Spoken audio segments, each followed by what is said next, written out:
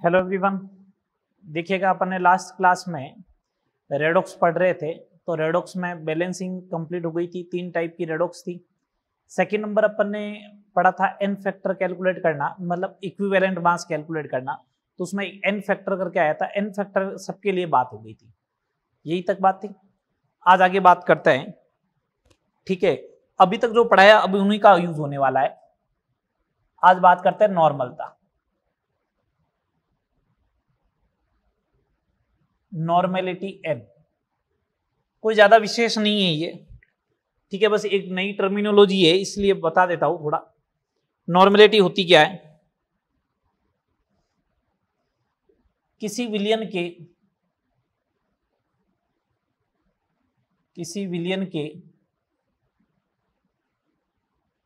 1 litre में उपस्थित विलेय के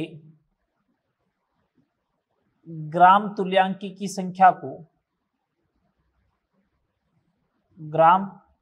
की संख्या को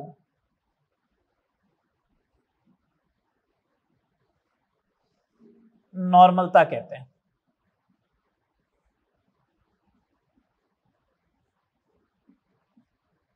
किसी विलियन के 1 लीटर में उपस्थित, सुने बात को, किसी विलियन के 1 लीटर में उपस्थित विलेय के ग्राम तुल्यांकी की संख्या को अपन क्या कहते हैं? नॉर्मलता। मोलरता में क्या होता था? किसी विलियन के 1 लीटर में उपस्थित विलेय के मोलों की संख्या को। तो मोलों की जगह क्या वर्ड आ गया? ग्राम तुल्यांकी। चेक कर लेते हैं ग्राम तुल्यांकी होता क्या है। मतलब नॉर्मेलिटी का अगर फॉर्मूला लिखना है, एन बराबर विलेय के ग्राम तुल्यांक अपॉन विलेय के ग्राम तुल्यांक अपॉन विलियन का आयतन लीटर में होना चाहिए। सही बात बोलो। नॉर्मेलिटी इज इक्वल टू विलेय के ग्राम तुल्यांक को अपन ऐसे लिख दे, विलेय का द्रव्यमान अपॉन विलेय का तुल्यांकी द्रव्यमान या तुल्यांकी भार। ये हो गया ग्राम तुल्यांक की जगह। तो मोल लिखते थे तो विलेय का द्रव्यमान बटा अणुभार आता था। अणुभार की जगह क्या लिख दिया? तुल्यांकी भार। 1 बटा विलियन का आयतन। तुल्यांकी भार आपको लास्ट क्लास में सबका कैलकुलेट करना सिखाया हुआ है। बस विलियन का आयतन लीटर में हो जाएगा। ठीक है, आयतन आया तो टेम्परेचर के ऊपर डिपेंड करेगा, नो डाउट। सिंपल सा क्वेश्चन पूछ लिया जाए, अगर सिंपल सा क्वेश्चन ये पूछ लिया जाए अपन से, क्या? अगर सिंपल सा क्वेश्चन ये पूछे कि 24.5 ग्राम H2SO4, ठीक है, 500 ml विलियन में उपस्थित है,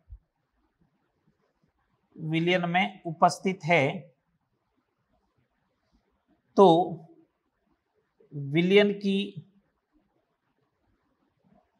नॉर्मलता ज्ञात करो। ये अपन से पूछ लिया। 24.5 ग्राम H2SO4 500 ml विलियन में उपस्थित है, तो विलियन की नॉर्मलता ज्ञात करो। तो अपन सिंपल सा बोलेंगे नॉर्मेलिटी बराबर 24.5 अपॉन विलेय का तुल्यांकी भार H2SO4 का 49 कल करवाया था।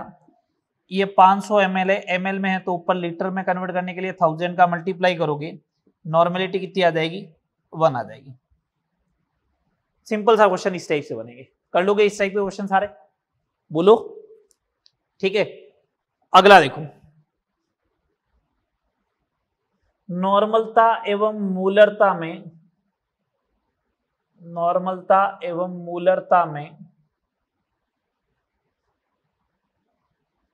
संबंध। नॉर्मेलिटी एवं मोलारिटी में रिलेशन। नॉर्मलता एवं मूलरता में संबंध क्या होगा? तो सिंपल सा N/M कीजिएगा आप। तो N/M करोगे तो विलियन के आयतन से विलियन का आयतन कैंसिल हो जाएगा। विलेय के ग्राम तुल्यांक अपॉन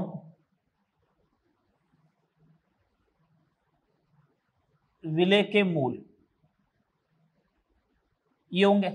तो N/M इज इक्वल टू विलेय के ग्राम तुल्यांक, विलेय का भार, विलेय का द्रव्यमान बटा विलेय का तुल्यांकी भार, इसको लिखोगे मोल को तो आप ऐसे ही लिखने वाले हो, विलेय का द्रव्यमान अपॉन विलेय का क्या अणुभार, तो ये अणुभार चला जाएगा ऊपर, बन गया ये N/m इज इक्वल टू, तुल्यांकी भार पढ़ते हो आप अणुभार बटा n फैक्टर, तो अणुभार बटा तुल्यांकी भार क्या हो जाएगा n फैक्टर, तो नॉर्मेलिटी इज इक्वल टू हो जाएगी molarity into n factor, normality is equal to क्या हो जाएगी मोलारिटी इंटू n फैक्टर। अगर मैंने यहां पे कुछ एग्जाम्पल लिख रहा हूं, ठीक है, जैसे मैं एग्जाम्पल लिखा 1 मोलर H2SO4 है और पूछे कितनी नॉर्मेलिटी होगी, तो n फैक्टर होता है 2n हो जाएगा। 1 मोलर NaOH लिखा जाए तो मैं सीधा बोलूंगा 1 नॉर्मली होगा। 1 मोलर Al2SO4 होल थ्राइस लिखा जाए तो मैं बोलूंगा 6n है। अगर मैंने ऐसा बोला 1 मोलर कैल्शियम हाइड्रोक्साइड है तो 2n हो जाएगा। मैंने बोला 1 मोलर H3PO2 है, n फैक्टर का मालूम होना चाहिए 1n ही होगा। मैंने बोला 1 मोलर H3PO3 है तो 2 नॉर्मल होगा।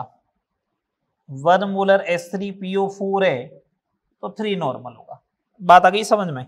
बोलो, ये रिलेशन हो जाएगा नॉर्मलता एवं मोलरता में। तो रिलेशन समझ में आ गया, नॉर्मलता समझ में आ गई। मैंने आपको कंसंट्रेशन टर्म्स पढ़ाई थी, सांद्रता के पद पढ़ाए थे, तो नॉर्मलता मैंने कहा था बाद में देखेंगे। ये देख लो नॉर्मलता मोलरता में रिलेशन वगैरह सब कुछ आ गया। चले आगे, चल अगली बात करते हैं।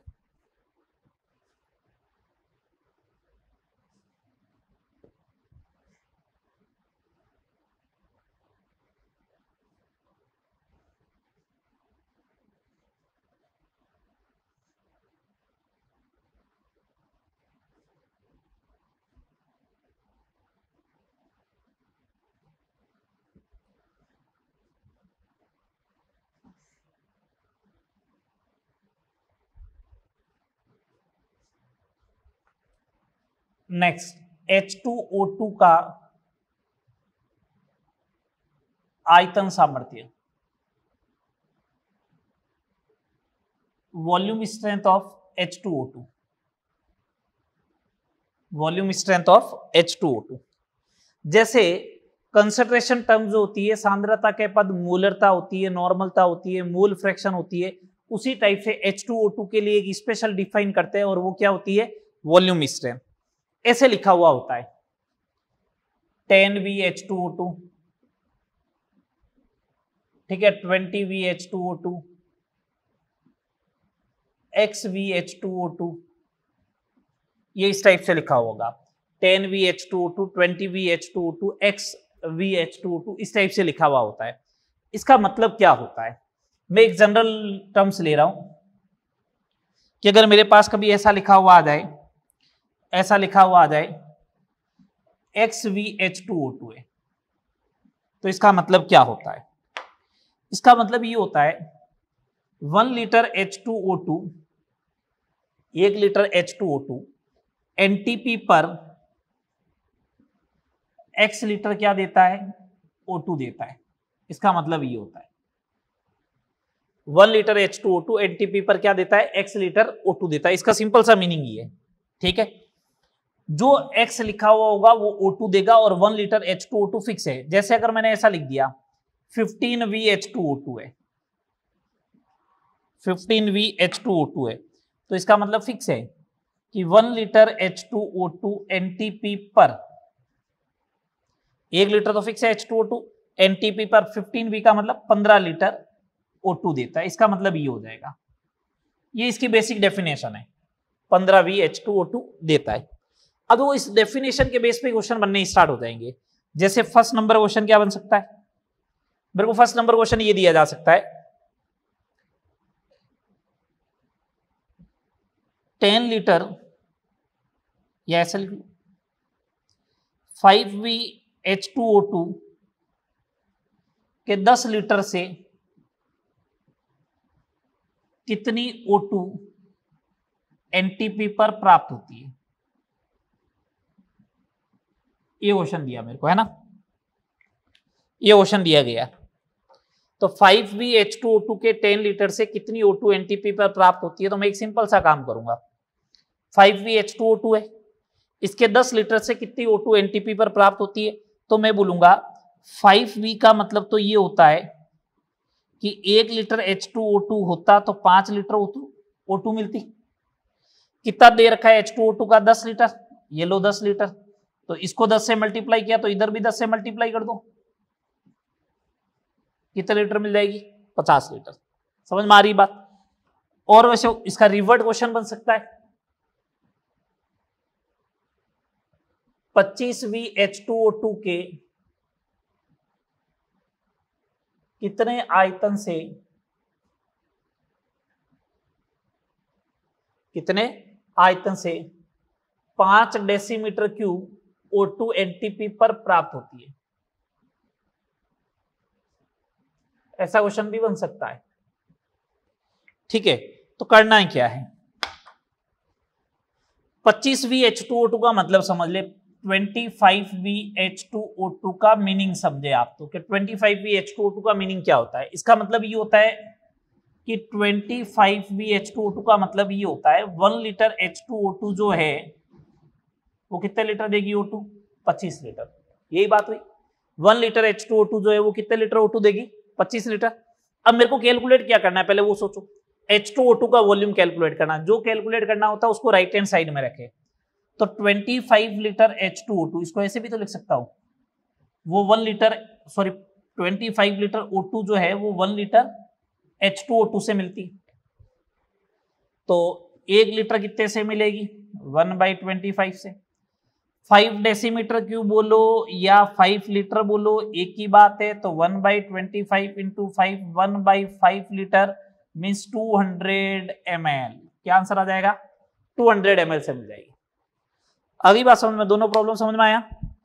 आगे और बात करते हैं। ठीक है, नेक्स्ट पॉइंट देखिए, H2O2 में ऑक्सीजन का ऑक्सीडेशन नंबर जो है वो -1 है, जबकि ऑक्सीजन की रेंज क्या है? -2 से लेके +2 तक। इसका मतलब इंटरमीडिएट है। जब भी इंटरमीडिएट आती है तो मैंने बोला था कि वो किसकी तरह ट्रीट करता है? Oxidising agent as well as reducing agent, ऑक्सीकारक और अपचायक दोनों की तरह व्यवहार करता है। तो H2O2 ऑक्सीकारक एवं अपचायक दोनों की भांति व्यवहार करता है। कौन से मीडियम में? Acidic and basic in both medium, acidic medium में भी और बेसिक मीडियम में भी। एसिडिक में भी ट्रीट करेगा, बेसिक में भी ट्रीट करेगा, दोनों मीडियम में। इंपॉर्टेंट है ये। अब सुने बात, मैं ले रहा हूं H2O2 ऑक्सीकारक, H2O2 acts as oxidising agent. Oxidising agent का मतलब होता है, ऑक्सीडाइजिंग एजेंट का मतलब होता है दूसरों का करेगा ऑक्सीडेशन, खुद का रिडक्शन। खुद का रिडक्शन, इसका मतलब ऑक्सीडेशन नंबर क्या होना चाहिए? कम होना चाहिए। एसिडिक मीडियम में ये लो H2O2, अगर खुद का रिडक्शन होगा तो ऑक्सीडेशन नंबर कम होना चाहिए, -1 से कम, क्या बोलो? -2। -2 होगा, इसका मतलब H2O में कन्वर्ट होगा। ये लो, ये हाफ रिएक्शन है। अब ITUS मेथड नहीं लगने वाला है, हाफ रिएक्शन है इसलिए। अब हाफ रिएक्शन है तो कैसे करें? H2O2 कन्वर्ट हो रहा है H2O में, कितने ऑक्सीजन है? 2 का मल्टीप्लाई कर दो। हाइड्रोजन कितनी हो गई राइट हैंड साइड में? 4, और इधर कितनी है? 2।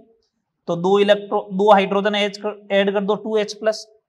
चार्ज बैलेंस करना है तो क्या करेंगे? 2 इलेक्ट्रॉन ऐड कर दो, ये रिएक्शन बैलेंस होगी। तो एसिडिक मीडियम में H2O2 किस में कन्वर्ट होता है? H2O में, जब वो किसकी तरह एक्ट करे? Oxidising agent. बेसिक मीडियम में क्या होगा? इन बेसिक मीडियम, क्षारीय माध्यम में, अरे इतने तो इंग्लिश चल जाएगी ना, acidic basic medium. Basic medium में क्या होगा? बेसिक मीडियम में करना कुछ नहीं है, एसिडिक मीडियम की तरफ पहले बैलेंस कर दो, बस इलेक्ट्रॉन मत जोड़ना, बस इलेक्ट्रॉन मत जोड़ना। अब मीडियम बेसिक है, मीडियम कैसा है? बेसिक है।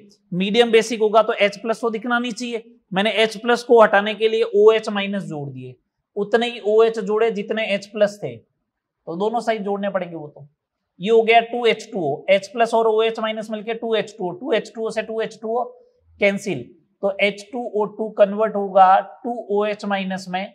अब आपको रिएक्शन को बैलेंस करना है, मींस चार्ज को, तो आप क्या करोगे, 2 इलेक्ट्रॉन ऐड कर दो। तो बेसिक मीडियम में H2O2 कन्वर्ट होगा किसमें, OH माइनस में। बात क्लियर है सारी? चलो आगे देखो, ये तो हो गया oxidising agent. H2O2 acts as reducing agent. Reducing agent का मतलब ये होगा कि वो अपचय की तरह काम करे, तो दूसरों का अपचयन करेगा, खुद का क्या करेगा, ऑक्सीकरण, खुद का ऑक्सीकरण करेगा। इसका मतलब ऑक्सीडेशन नंबर बढ़ना चाहिए, ऑक्सीडेशन नंबर बढ़ाना है, ठीक है। -1 में है तो बढ़ेगा, तो किस में आएगा, 0 में, प्लस में नहीं आएगा। क्यों नहीं आएगा, प्लस में तो केवल किसके साथ आता है, प्लस में तो केवल किसके साथ आता है, फ्लोरीन के साथ ऑक्सीजन, ठीक है। तो एसिडिक मीडियम में H2O2 कन्वर्ट होगा O2 के अंदर, ये लो कन्वर्ट कर दिया। एसिडिक मीडियम है तो इधर O2 तो बैलेंस है, ये 2H प्लस होगा, 2H प्लस होगा तो 2 इलेक्ट्रॉन लूज करवा दिए, ये बैलेंस हो गई, देखो हो गई बैलेंस, ठीक है।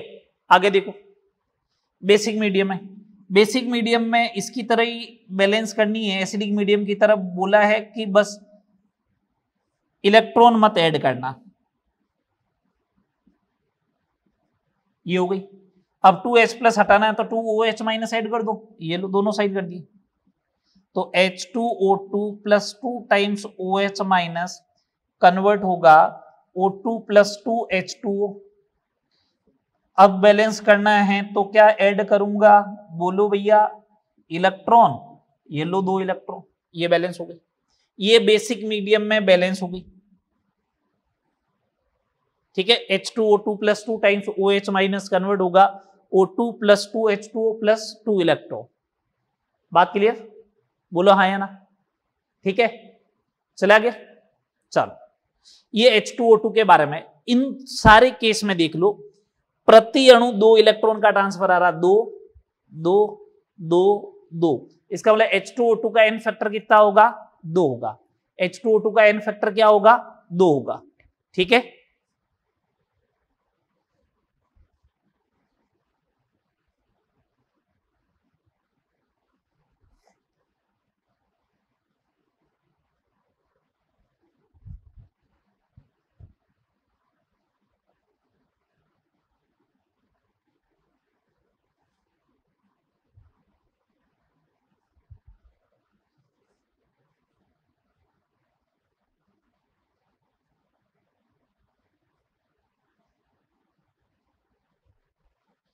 H2O2 का एन फैक्टर 2 है, ठीक है। तो मैं H2O2 के लिए नॉर्मेलिटी एंड मोलारिटी में रिलेशन की बात अगर करूं तो फिर तो ये होना चाहिए, फिर तो ये होना चाहिए क्या, कि नॉर्मेलिटी जो होगी वो होती है मोलारिटी इंटू एन फैक्टर, और H2O2 का एन फैक्टर कितना होता है, 2, तो normality is equal to 2 times molarity हो जाएगा, ठीक है। बात आगे सुने, H2O2 के लिए आयतन सामर्थ्य एवं मोलरता में संबंध, ये याद रखे बेटा, रिजल्ट है ना, मैं डिराइव नहीं कर रहा हूं, इस रिजल्ट को आपको याद रखना है, डेरिवेशन के काम में भी नहीं आने वाला वैसे भी। ये ध्यान रखे कि मोलारिटी जो होती है वो XV/11.2 होगी, कितनी होगी, XV/11.2, इसको याद रखें। अब नॉर्मेलिटी चाहिए तो इसका डबल कर दो, इसका डबल करोगे तो कितना आ जाएगा, ये 2 फॉर्मूले याद रखने हैं आपको, ठीक है। सिंपल सा क्वेश्चन बन जाएगा, कैसे, आपसे ये पूछ ले 3.36V H2O2 की n ज्ञात करो, ठीक है, ऐसा क्वेश्चन बन गया। तो अपन को सीधा सा मालूम है मोलैरिटी इज इक्वल टू होता है XV अपॉन 11.2, ये आ जाएगा पॉइंट कितना 3, तो नॉर्मेलिटी कितनी हो जाएगी 0.3 इंटू 2 इज इक्वल टू 0.6। आ गई बात समझ में? ये H2O2 से रिलेटेड बात हो गई। बात क्लियर है सारी? बोलो बात क्लियर? ये H2O2 से रिलेटेड मोल कंसेप्ट में दे रखा था H2O2, मैंने वहां पे नहीं करवाया, मैंने आपको बोला था रेडॉक्स में करवाएंगे। तो ये देखो H2O2 के बारे में पूरी इंफॉर्मेशन आपके पास आ गई। अब बात करें आगे, चलो आगे बात करते हैं। नेक्स्ट बात करते हैं तुल्यांक का सिद्धांत। तुल्यांक का सिद्धांत क्या है, कैसे है?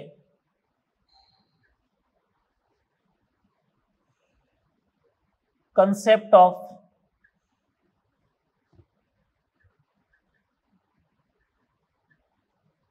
इक्विवेलेंस। कंसेप्ट ऑफ इक्विवेलेंस, तुल्यांक का सिद्धांत, कंसेप्ट ऑफ इक्विवेलेंस। देखो क्या होता है, इस सिद्धांत के अनुसार,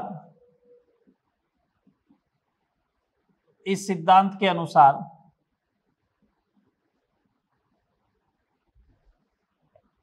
किसी रासायनिक अभिक्रिया में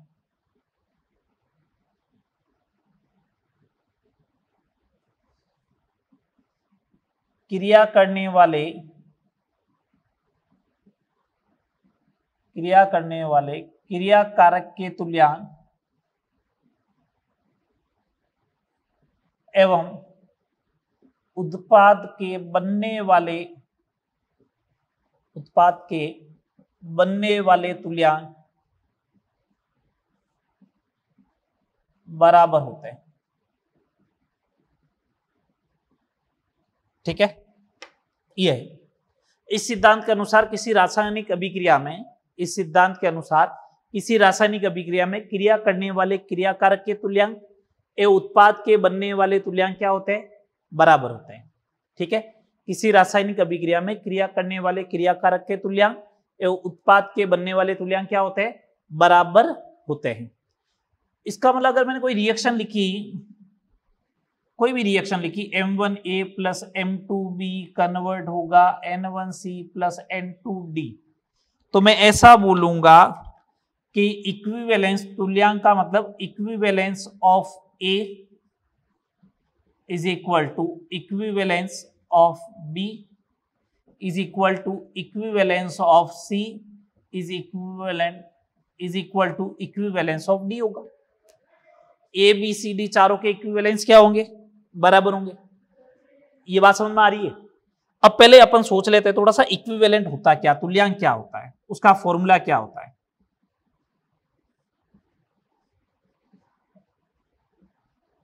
इक्विवेलेंट या इक्विवेलेंस, इसका क्या फॉर्मूला होता है?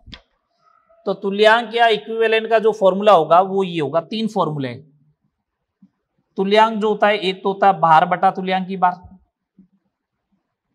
भार बटा तुल्यांक की बार, पहला फॉर्मूला था।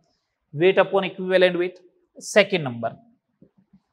अभी आपने नॉर्मेलिटी पढ़ी थी, तो नॉर्मेलिटी था नंबर ऑफ इक्विवेलेंस, तुल्यांक की संख्या बटा वॉल्यूम, तो N इंटू वी भी क्या होगा? तुल्यांक ही होगा।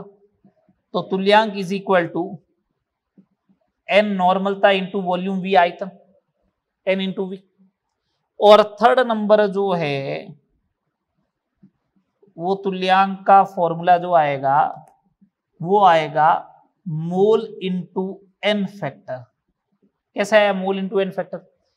N दो एक ही फॉर्मूला है बेसिकली, तो ये अब ये नॉर्मलता को अपन ऐसा लिख सकते हैं, नॉर्मलता को मोलरता में अगर कन्वर्ट करना है तो अपन ऐसा लिख दे मोलरता into N factor into V। मोलरता इंटू आयतन क्या होता है? मोल। ये देखो मोल इंटू N फैक्टर आ गया, क्या आ जाएगा? मोल इंटू N फैक्टर, क्या आ जाएगा? मोल इंटू N फैक्टर। ये तुल्यांक का क्या हो जाएगा? फॉर्मूला हो जाएगा। बोलो हाँ या ना, बात क्लियर आ जाएगा ऐसे। ये तीन फॉर्मूले, कौन सा फॉर्मूला यूज लेना है बेटा वो डिपेंड करता है, सिचुएशन के ऊपर डिपेंड करेगा कौन सा फॉर्मूला आपको काम में लेना है, कौन सा नहीं लेना है। भार दे रखा है तो भार बटा तुल्यांकी भार काम में लूंगा। बाई चांस मोल दे रखे तो मोल इंटू एन फैक्टर काम में लेंगे। बाई चांस नॉर्मलता दे रखा है तो एन इंटू वी काम में लेंगे। मैं इसको चीज को प्रूव करवा रहा हूं कि कैसे इक्विवेलेंस बराबर हो सकते हैं। जैसे मैंने एक नॉर्मल रिएक्शन लिखी और इस रिएक्शन को मेरे को बैलेंस करना नहीं आता है। CaCl2 लगेगा प्लस H2O लगेगा। मैंने मान लिया इसका A मोल काम में आया, ठीक है भैया, इसका B मोल काम में आया, इसका P मोल काम में आया और इसका Q मोल काम में आया। ठीक है बात, ये बात हो गई। ठीक है, इक्विवेलेंस का कॉन्सेप्ट लगाया तो मैंने कहा सबके इक्विवेलेंस बराबर होंगे। Equivalence of CaCl2 is equal to calcium hydroxide is equal to equivalence of HCl is equal to equivalence of CaCl2 is equal to equivalence of H2O। ये तो बात होगी। ये सब क्या होने चाहिए, बराबर होने चाहिए। अब अगर ये बराबर होंगे तो मेरे को देख क्या रखा, पहले वो देखो, मोल दे रखे, मोल दे रखे, इसका मतलब फॉर्मूला कौन लगेगा इक्विवेलेंस का, मोल इंटू एन फैक्टर। इसके मोल कितने दिए A, इसका एन फैक्टर कितना होता है 2 इज इक्वल टू इसका B मोल इंटू HCl का एन फैक्टर कितना 1, CaCl2 के मोल कितने P इंटू इसका एन फैक्टर 2, H2O का एन फैक्टर 1, Q इंटू 1। यही बात हुई। अब सॉल्व कर लो। 2A is equal to B is equal to 2P is equal to Q। अगर मैंने माना A बराबर 1 है तो B बराबर हो जाएगा 2, Q बराबर भी हो जाएगा 2 और P बराबर कितना हो जाएगा 1। तो अब ये वैल्यू पुट करता हूं तो देखो यही तो बन रहा है। कैल्शियम हाइड्रोक्साइड का 1 मोल चाहिएगा, 2 मोल चाहिएंगे HCl के, तो CaCl2 का 1 ही मोल बनेगा और वाटर के कितने मोल बन जाएंगे 2। हो गई रिएक्शन बैलेंस। मेरा पर्पस बैलेंसिंग नहीं था, मैं तो आपको ये समझाने की कोशिश कर रहा हूं कि देखो इक्विवेलेंस जो रहेंगे वो क्या रहेंगे, रिएक्शन में बराबर रहेंगे। इक्विवेलेंस क्या रहेंगे, बराबर रहेंगे। बात क्लियर है यहां तक, चले आगे। चलो अब इससे रिलेटेड अपन बात करते हैं क्वेश्चन वगैरह कैसे आपको टैकल करने होते हैं। ठीक है, चलो ये कॉन्सेप्ट ऑफ इक्विवेलेंस भी पूरा हुआ। बताएंगे अभी इसके क्वेश्चन भी बताएंगे।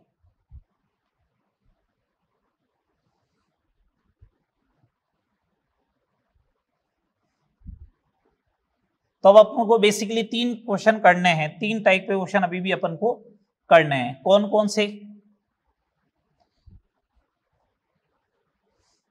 कौन से मैं बता देता हूं।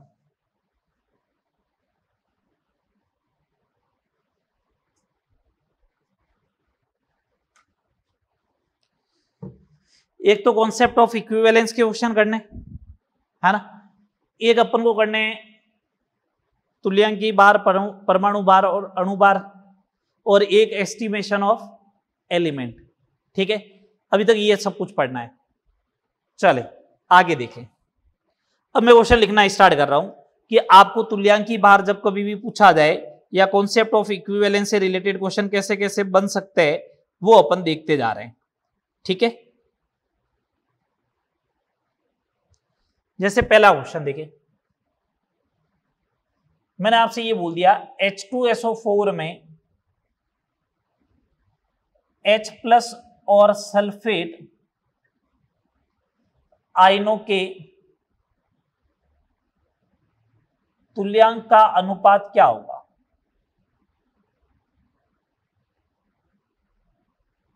ये क्वेश्चन पूछा गया। H2SO4 में H+ और सल्फेट आयनों के तुल्यांक का अनुपात क्या होगा। तो देखो कैसे करना है इसको।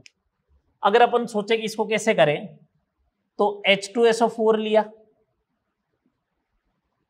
मैं तो बिल्कुल बता रहा हूं बेसिकली, ये जाएगा H+ में और ये आ गया सल्फेट में।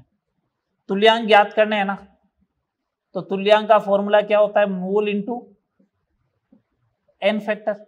ये लो होते, तो H+ के तुल्यांक चाहिए। H+ का मोल कितना है, 2, एन फैक्टर कितना 1 हो गए 2। SO4-2 के इक्विवेलेंस चाहिए, तो SO4 का मोल 1 है, एन फैक्टर 2 है ये, तो इसका रेशियो चाहिए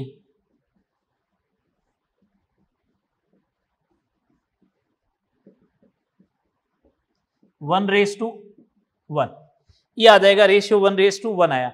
अगर ये रेशियो 1:1 आया तो मेरा क्वेश्चन करवाने का जो पर्पज है ना वो ये है यहाँ पे कि कोई भी अगर आप कंपाउंड लेते हो उसमें कोई भी एलिमेंट हो एक्स वाई जेड, उनके तुल्यांक हमेशा क्या होंगे, बराबर होंगे। रेशियो क्या आ रहा है, 1:1 आ रहा है, तुल्यांक हमेशा बराबर आएगा। हाँ देखो इधर ये हो गया था। चलो सेकंड नंबर क्वेश्चन देखते हैं। सेकंड नंबर क्वेश्चन देखते हैं। ये रिएक्शन लिख रहा हूं मैं Na2CO3 plus HCl, balance reaction भी ही लिख रहा हूं सीधा, 2 times NaCl plus CO2 plus H2O। मैंने इसमें पूछा है इक्विवेलेंट वेट ऑफ Na2CO3 कितना होगा, ठीक है, ये पूछा है। तो मैंने कहा इक्विवेलेंस बराबर होना चाहिए, ये लो इक्विवेलेंस बराबर है। Equivalence of Na2CO3 is equal to equivalence of HCl होगा। Equivalence of Na2CO3 is equal to equivalence of the HCl होगा। तो HCl के इक्विवेलेंस कितना है, मोल इंटू n फैक्टर 2 आए। अगर इक्विवेलेंस ये आया तो मास अपॉन इक्विवेलेंट वेट होना चाहिए, और वो किसके बराबर आ रहा है, 2।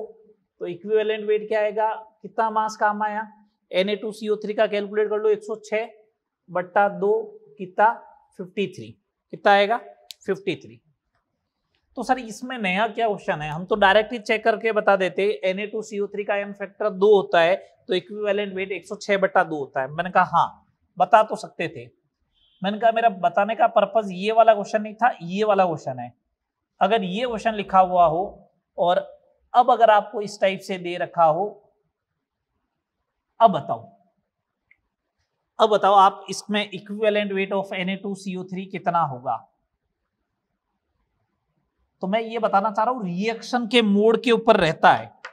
तो अब ये रिएक्शन बैलेंस है तो equivalence of Na2CO3 is equal to equivalence of HCl होगा, और वो किसके बराबर होगा, 1 के बराबर होगा। अगर 1 के बराबर होगा तो इक्विवेलेंस हो जाएगा mass upon equivalent weight is equal to 1। तो equivalent weight is equal to molecular mass या मास, और वो हो जाएगा 106। वो किसके बराबर हो जाएगा, 106 के बराबर हो जाएगा। ठीक है बात। अगली बात करते हैं क्वेश्चन नंबर 4। क्वेश्चन नंबर 4 की बात करते हैं। धातु हाइड्राइड का तुल्यांकी भार 13 है, तो धातु ऑक्साइड का तुल्यांकी भार कितना होगा, ये पूछा है। ठीक है, बहुत सिंपल सा क्वेश्चन है। सुने बात को मैं तुम लोगों को पहले भी बता चुका हूं, जैसे Al2SO4 होल थ्राइस आया था तो उसका तुल्यांकी भार अपन ने देखा था, है ना। Al2SO4 होल थ्राइस का तुल्यांकी भार देखा था तुम लोगों ने। कैसे कैलकुलेट किया था, अपन ने कहा था एल्यूमिनियम का तुल्यांकी भार और सल्फेट आयन का तुल्यांकी भार, इन दोनों को क्या कर दो, ऐड कर दो। क्या नंबर वगैरह का मल्टीप्लाई कर रहे थे क्या, कि इतने नंबर होने चाहिए, ऐसा होना चाहिए, नहीं। तो देखो धातु हाइड्राइड का अगर तुल्यांकी भार 13 दे रखा है तो इसका मतलब हो गया धातु का भार धातु का तुल्यांकी भार प्लस हाइड्रोजन का तुल्यांकी भार इज इक्वल टू 13। हाइड्रोजन का तुल्यांकी भार कितना होता है, 1। तो धातु का तुल्यांकी भार कितना हो जाएगा, धातु का तुल्यांकी भार हो जाएगा 13 माइनस 1 इज इक्वल टू 12।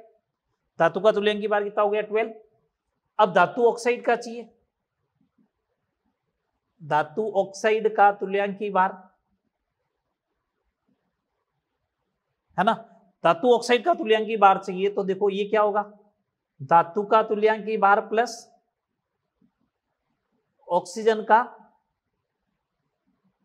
तुल्यांकी भार। धातु का तुल्यांकी भार कितना है, 12, और ऑक्सीजन का कितना होता है, 8। 12 प्लस 8 कितना होगा, 20।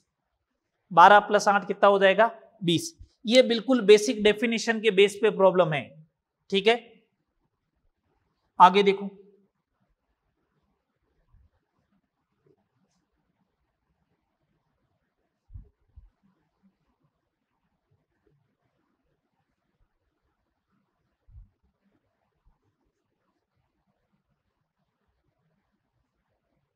आगे देखो प्रॉब्लम को और देखो।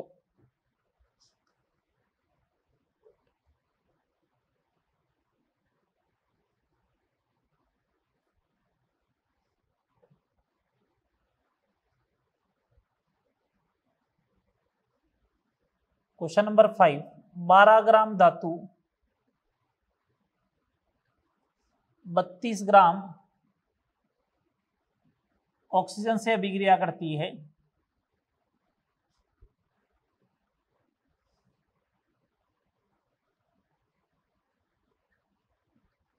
बारह ग्राम धातु 32 ग्राम ऑक्सीजन से अभिक्रिया करती है, तो धातु का तुल्यांकी भार ज्ञात करो। धातु का तुल्यांकी भार ज्ञात करो। ठीक है, कैसे करोगे? तुल्यांकी भार की डेफिनेशन ये है कि 8 ग्राम ऑक्सीजन से जो अभिक्रिया करता है, 8 ग्राम ऑक्सीजन से जो अभिक्रिया करता है उसी को क्या बोलते हैं? तुल्यांकी भार बोलते हैं। उसी को अपन क्या बोलते हैं? तुल्यांकी भार। तो 32 ग्राम ऑक्सीजन से रिएक्ट कर रहा है 12 ग्राम धातु, तो 1 ग्राम से कितना रिएक्ट करेगा? 12/32, और इसलिए 8 ग्राम से कितना करेगा? 12/32 इंटू 8, ये आ जाएगा। तो ये कितना हो जाएगा? 3। तो धातु का तुल्यांकी भार कितना हो जाएगा? धातु का तुल्यांकी भार कितना हो जाएगा? 3। देखो यहाँ पे क्या फॉर्मूला बनने वाला है, मैं वो लिख रहा हूं। अगर आपको तुल्यांकी भार चाहिए तो देखो मैंने क्या किया, धातु का द्रव्यमान या तत्व का द्रव्यमान बटा ऑक्सीजन का द्रव्यमान, ऑक्सीजन का द्रव्यमान इंटू क्या किया? 8 किया। ये फॉर्मूला बन गया। अब अगर ये ऑक्सीजन दो, ये 8 क्या है? ऑक्सीजन का तुल्यांकी भार है।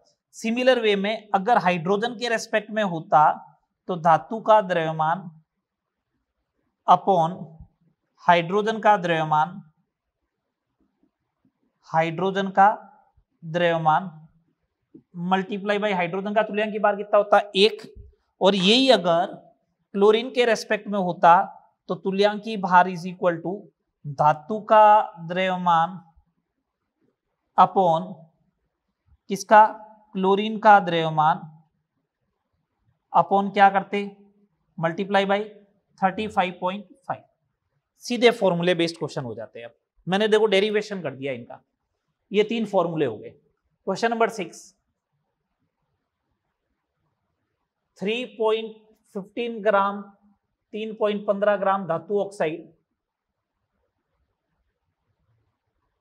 3.15 ग्राम धातु ऑक्साइड हाइड्रोजन से अपचयित हो, हाइड्रोजन से अपचयित हो, अपचयित होकर 1.05 ग्राम धातु देता है, तो धातु का तुल्यांकी भार ज्ञात करो।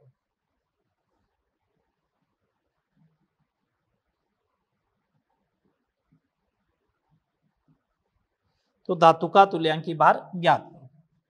ठीक है बात, कैसे करें अब इसको? 3.5 ग्राम 15 ग्राम धातु ऑक्साइड है,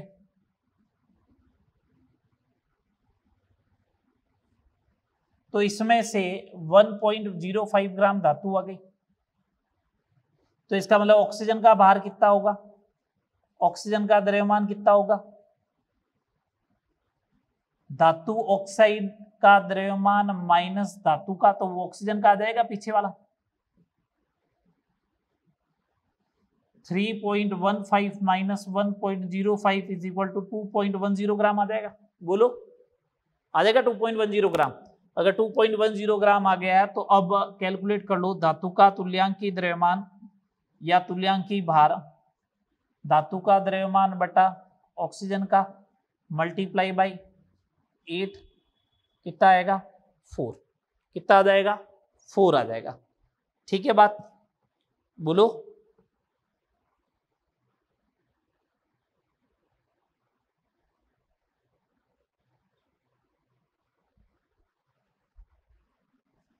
अगला क्वेश्चन, 0.12 ग्राम धातु हाइड्राइड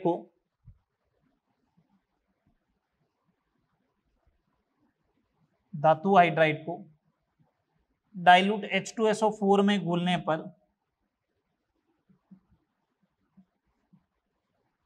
डाइल्यूट H2SO4 में घोलने पर 33.6 ml H2NTP पर उत्पन्न होती है तो धातु का तुल्यांकी भार ज्ञात करो। क्या कैलकुलेट करना है? धातु का तुल्यांकी भार कैलकुलेट करो, ये पूछा गया अपन से। ठीक है,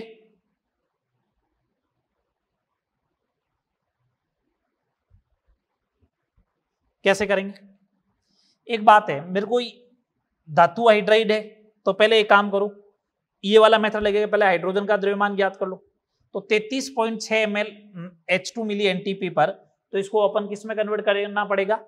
हाइड्रोजन के द्रव्यमान में। हाइड्रोजन का द्रव्यमान कैलकुलेट कर लेता हूं। अपन को मालूम है, मोल में मैंने पढ़ाया था, हाइड्रोजन का भार बटा हाइड्रोजन गैस है ना, तो अणुभार लिखना पड़ेगा। अणुभार कितना होता है? 2 is equal to 33.6 upon 22,400 ml। ये लो, यही आएगा, ये कितना हो जाएगा? 67.2। ठीक है, 22.4 होता, अगर 22.4 होता तो 0.3 मतलब 3 आ जाता, 22.4 होता तो ये मेरे हिसाब से जो आएगा 0.03 आ जाएगा। बोलो 0.003, 0.003 ये आया क्या? बोलो भैया जल्दी से, 0.003 आ गया। ठीक है, ये आ गया, किसका बार आ गया? हाइड्रोजन का। तुल्यांकी बार ज्ञात करना है। कॉन्सेप्ट ऑफ इक्विवेलेंस लगा ले क्या? कॉन्सेप्ट ऑफ इक्विवेलेंस, अगर ये धातु हाइड्राइड जो है,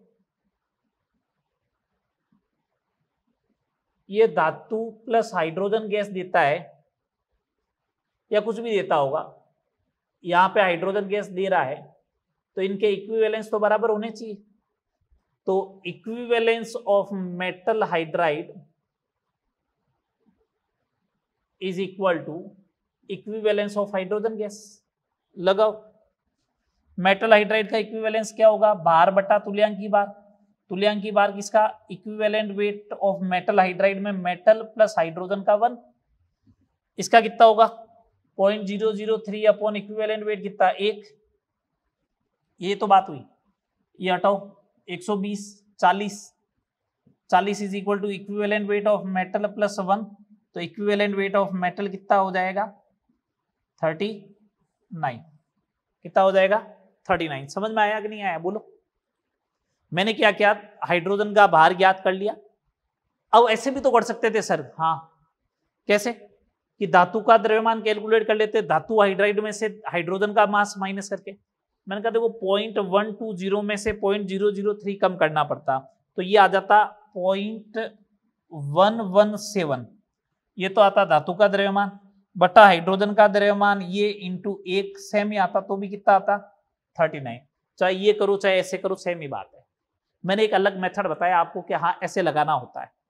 ठीक है, नेक्स्ट देखिए, नेक्स्ट प्रॉब्लम।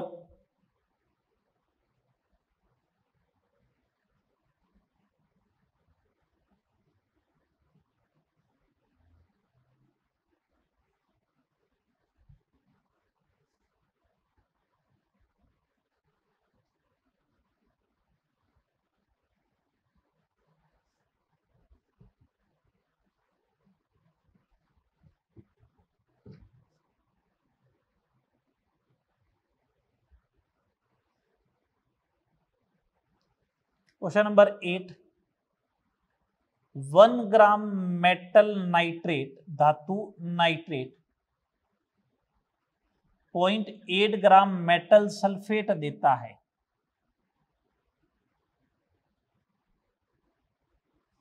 मेटल सल्फेट देता है तो धातु का तुल्यांकी भार ज्ञात करो।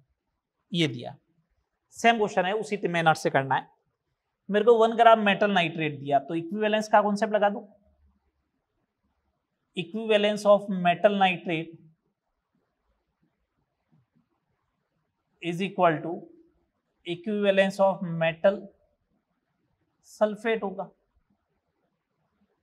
ठीक है, मेटल नाइट्रेट 1 ग्राम, मेटल का इक्विवेलेंस वेट प्लस नाइट्रेट का 62 होता है, कैलकुलेट करवा रखा है अलग से। 0.8 डिवाइड बाई मेटल का इक्विवेलेंट वेट प्लस सल्फेट का होता है 48। ये हो गया 5, ये हो गया 4, इसको x मान लो तो 4x प्लस 62 को 4 से मल्टीप्लाई करोगे 248, इधर 5 है तो 5x प्लस कितना हो जाएगा 240, तो x बराबर कितना आएगा 8 आएगा। धातु का तुल्यांकी भार कितना आ जाएगा 8 आ जाएगा। तो तुल्यांकी भार के क्वेश्चन देखो मैंने खूब सारे करवा दिए, 8 क्वेश्चन करवा दिए तुल्यांकी भार से रिलेटेड। तो तुल्यांकी भार ज्ञात करने की विधियां समझ में आई। बेसिकली 3 है, हाइड्रोजन, ऑक्सीजन और क्लोरीन के रेस्पेक्ट में। वॉल्यूम आए तो कैसे करना है मैंने बता दिया। इस टाइप के डायरेक्ट क्वेश्चन आए तो कैसे करना है, इसमें इक्विवेलेंस क्या करना है, बराबर करना है। बात क्लियर, बोलो। तो इस टाइप से आपको क्वेश्चन करना है। यहां तक हो गया। नेक्स्ट लेक्चर में अपन एटॉमिक वेट और मॉलिक्यूलर वेट कैलकुलेट करने के मेथड देखेंगे। एटॉमिक वेट और मॉलिक्यूलर वेट कैलकुलेट करने के मेथड देखेंगे एक तो, और उसके बाद अपन कॉन्सेप्ट ऑफ इक्विवेलेंस से रिलेटेड प्रॉब्लम करेंगे। ठीक है, यहां तक करना, मिलते हैं नेक्स्ट लेक्चर में।